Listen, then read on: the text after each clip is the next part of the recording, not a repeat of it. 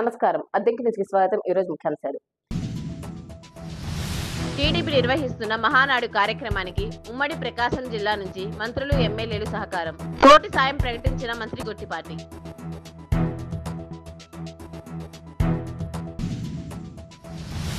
భవనాసి చెరువులో 2 రోజులుగా చేపల వేట. కొనుగోలుకు ఆసక్తి చూపుతున్న పరిసర గ్రామాల ప్రజలు.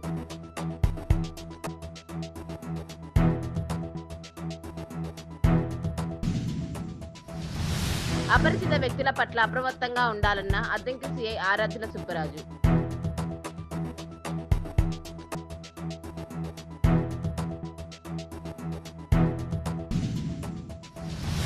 టీడీపీ నిర్వహిస్తున్న మహానాడు కార్యక్రమానికి ఉమ్మడి ప్రకాశం జిల్లా నుంచి మంత్రులు, ఎమ్మెల్యేలు తమ వంతు సహకారం అందిస్తున్నారు. మహానాడు కార్యక్రమానికి వచ్చే కార్యకర్తలు, ప్రజల సదుపాయాల కోసం విద్యుత్ శాఖ మంత్రి గొట్టిపాటి రవికుమార్ ₹1 కోటి ఆర్థిక సాయం అందించారు. ఈ సందర్భంగా బుధవారం మంత్రి కార్యాలయం ఓ ప్రకటన విడుదల చేసింది. సింగరకొండ వద్ద ఉన్న భవనాసి చెరువులో 2 రోజులుగా చేపల వేట ప్రారంభమైందని మత్స్యకారులు తెలిపారు. శ్రీ ప్రసన్నాంజనేయ జాలర్ల సహకార సంఘం ఆధ్వర్యంలో ఏడాది క్రితం చెరువులో 3 లక్షల చేప పిల్లలను వదిలారు. అవి పెద్దవి కావడంతో ప్రస్తుతం చేపల వేట సాగిస్తున్నారు. అద్దంకి పరిసర గ్రామాల ప్రజలు భవనాసి చేపల కొనుగోలుకు ఆసక్తి చూపుతున్నారని మత్స్యకారులు పేర్కొన్నారు.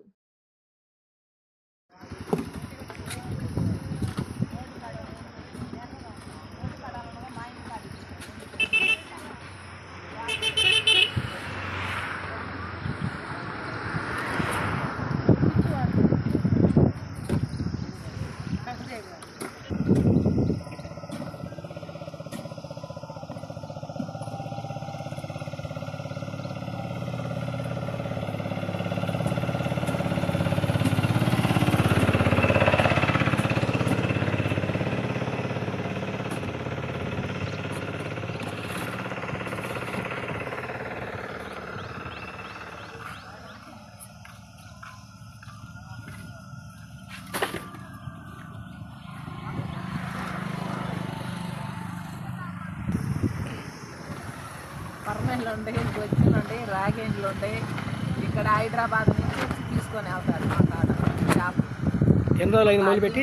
2 రోజులు అయింది. చెరువులో భవనాశ ఎన్ని పడవలు ఉన్నాయి?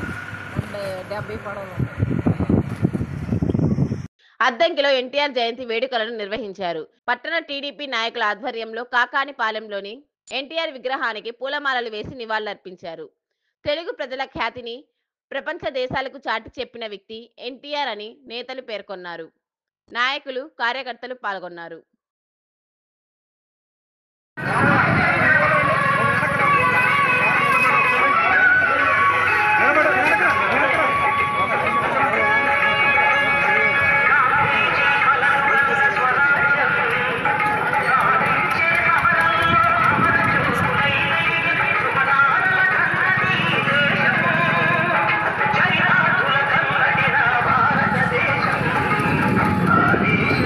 అద్దంకిలోని సింగరకొండ రోడ్డు వద్ద బుధవారం రోడ్డు ప్రమాదం చోటు చేసుకుంది.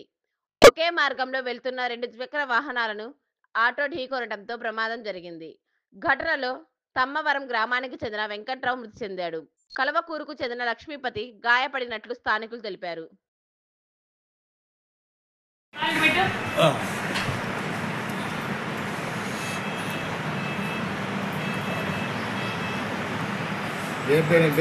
నా పేరు లక్ష్మీపతి.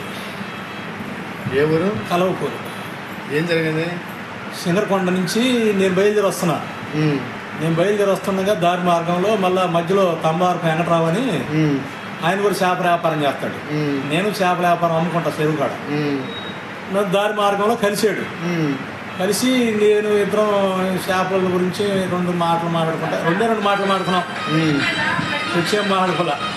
వెనకాల వచ్చేసి ఆటో కొట్టాడు. అయ్యా ఆటో వాడు కొట్టేసాడు. వాడు మా ముందు బండి కూడా లేదు వాడు క్యాచ్ చేయడానికి. మిత్రమేఘంగా వచ్చాడు. అయ్యా వాడు ఎందుకు వచ్చాడు? ఆటో వాడా? ఆటో వాడు. ఆయనకి ఎట్లుంది? ఆయన చనిపోయాడు. అయ్యా చనిపోయాడా? ఏం పేరు ఆయన పేరు? వెంకట్రావు. వెంకట్రావు. ఆయనది ఎవరు? తమ్మవారం. తమ్మవారం అంటే మేరమెట్ నుంచి పరమంట. తమ్మవారం. ఆయన చేపలేదు కదా? ఆయన చేప అమ్ముతాడా? ఆయన చేపల వ్యాపారస్తుడు. ఆటో ఆపారా? ఆటో ఆపారు. కోరికలు ఆటో. పోలీసులు వచ్చారా? పోలీసులు మేము వచ్చేటప్పటికి నేను హాస్పిటల్కి 108 వచ్చింది. 108 వచ్చిన తర్వాత చూసారు ఆయన్ని వెంకట్రావుని. డెడ్ అయ్యా చనిపోయాడు అన్నారు. ఇక నాకు ఈ దెబ్బలు తగిలిన కారణంతో నన్ను ఆడ ఉండకుండా వీళ్ళు హాస్పిటల్ చేసుకొచ్చాను. నీ వయసు ఎంత? నా వయసు 58-60 ఉంటాయి. నీ పేరు? లక్ష్మీపతి, సలంచర్ల, కలవకూరు. ఆయన వయసు ఎంత ఉంది? ఆయన వయసు అంతేనయ్యా 30-35 అంతేనయ్యా. కల్లోనయ్యా.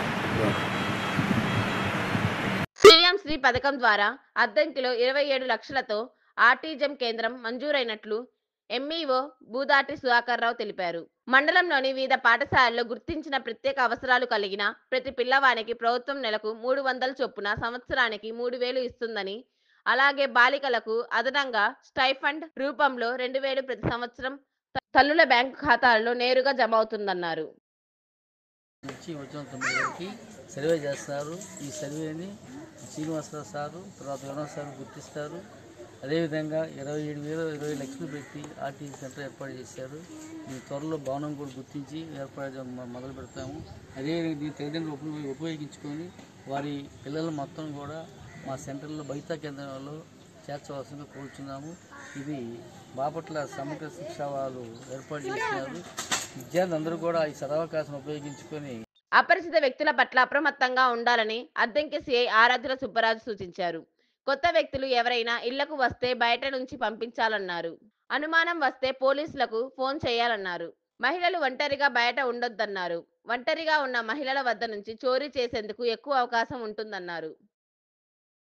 సింగరకొండ శ్రీ ప్రసన్నాంజనేయ స్వామికి వైశాఖ మాసం కృష్ణపక్షం సందర్భంగా ఆలయ పూజారులు 10,000 అరటి పండ్లతో పూజలు చేశారు.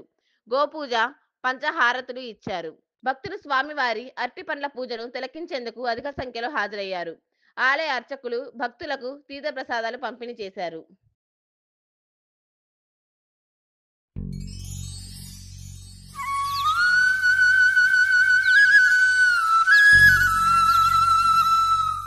అద్దంకి న్యూస్ సమాప్తం. తిరిగి రేపటి న్యూస్ కలుద్దాం. అంతవరకు సెలవు. నమస్కారం.